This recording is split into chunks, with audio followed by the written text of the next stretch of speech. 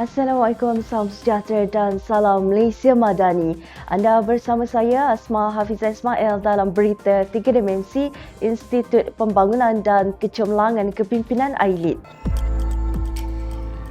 Jelajah Cinta Belia yang dilancarkan di Medan Kajang Selangor merupakan salah satu inisiatif baru daripada Kementerian Belia dan Sukan KBS untuk mendekati dan membantu golongan belia terutamanya di luar bandar dengan memberikan pendedahan mengenai inisiatif pemerkasaan ekonomi yang dilaksanakan oleh agensi kerajaan dan bukan kerajaan. Jelajah Cinta Belia akan diadakan di 43 lokasi yang melibatkan beberapa daerah terpilih di seluruh negara bermula dari Jun hingga Oktober 2023. Menurut Yang Berhormat Adam Adli, jelajah ini bakal dilaksanakan bersama-sama dengan rakan strategik seperti Malaysia Digital Economic Corporation MDEC, Institut Keusahawanan Negara INSCAN, Jabatan Pertanian Malaysia, Pertubuhan Keselamatan Sosial Perkeso, Suruhanjaya Syarikat Malaysia SSM, Prasarana Malaysia Berhad dan pelbagai badan bukan kerajaan. Tambah beliau, 3 pengisian utama jelajah Cinta Belia ialah perkongsian ilmu dan maklumat, komuniti belia niaga dan aktiviti sampingan berbentuk permainan interaktif dan hiburan. Ujar beliau, seramai 15,000 belia dijangka akan mendapat manfaat daripada jelajah Cinta Belia ini. Melalui jelajah ini, belia bersama-sama dengan komuniti dapat melaksanakan pelbagai aktiviti yang melibatkan kegiatan yang akan memberi impak secara langsung kepada pemerkasaan ekonomi. Semoga penganjuran program sebegini akan menjadi landasan terbaik untuk mengukuhkan kerjasama serta persefahaman dengan semua pihak dalam memperkasa ekonomi belia di Malaysia. AILID menerusi kluster modal insan telah melaksanakan program AILID to Youth at Belia bertempat di Kem Awasan Negara Ulu Kenas Perak yang melibatkan penyertaan daripada Persatuan Kelab-Kelab Belia Malaysia Negeri Kedah. Menurut Encik Muhammad Asri Muhammad Hazir, pengarah kluster modal insan, program ini bertujuan untuk meningkatkan pengetahuan mengenai elemen perpaduan, patriotisme dan jati diri dalam kalangan perkumpulan belia dan memberi pendedahan berkenaan peranan serta tanggungjawab mereka dalam masyarakat dan pembangunan negara.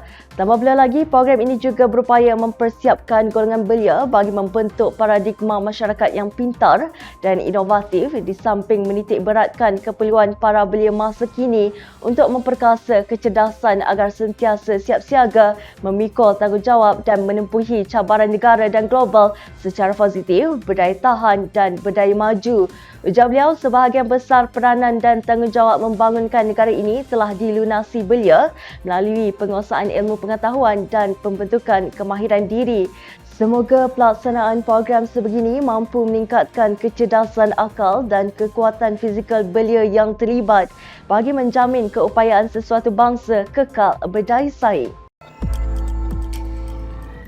Integriti merupakan istilah penting yang bukan sahaja menjadi tunjang pembentukan peribadi dan prestasi kerja individu, malah merupakan aspek terpenting kepada struktur tabik urus sesebuah organisasi dan negara. Menyedari akan kepentingannya, AILID dengan kerjasama Unit Integriti Kementerian Belia dan Sukan KBS telah melaksanakan program Bicara Integriti dengan tajuk Nirmala Negara Tanpa Rasuah. Program yang disiarkan menerusi Facebook Live AILID itu telah menampilkan Yang Berusaha Tuan Hazim Hafiz Jamaluddin, Pegawai Siasatan Suruhanjaya Pencegahan Rasuah Malaysia SPRM, dan Yang Berusaha Dr. Muhammad Saiful Bakri Yusof, Penolong Pengarah Kluster Kenegaraan AILID. Menurut Tuan Azim, berdasarkan kepada Corruption Perception Index CPI, Malaysia yang menduduki ranking ke-61 dunia pada tahun 2022 telah menyaksikan isu rasuah di negara ini berada pada tahap yang membimbangkan ekoran berlakunya ketidakstabilan politik, kelemahan pentadbiran dan normalisasi budaya rasuah sebagai perkara biasa dalam masyarakat. Tambah Dr. Saiful Bakri, hakisan nilai integriti dan rasuah memberi kesan buruk kepada negara jika dilihat dalam skala yang besar kerana ia akan menggugat kestabilan dan kedaulatan negara, termasuklah mengakibatkan kerencatan kelangsungan ekonomi serta kepincangan terhadap pembangunan negara secara keseluruhannya. Semoga perkongsian sebegini berupaya melipat gandakan usaha dan bekerja keras dalam membantras rasuah dengan membudayakan integriti yang tinggi.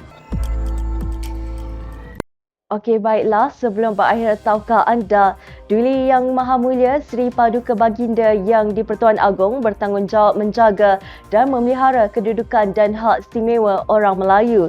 Selain itu, Baginda juga merupakan Ketua Agama Islam bagi negeri Baginda sendiri, wilayah Persekutuan, Pulau Pinang, Melaka, Sabah dan Sarawak.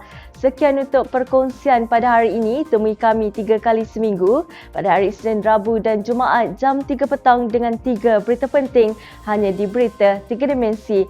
Terus ikuti kami di pelbagai platform media sosial dan portal rasmi iLead di www.ilead.gov.my. Saya Asma Hafizah Ismail. Assalamualaikum dan salam Malaysia Madani.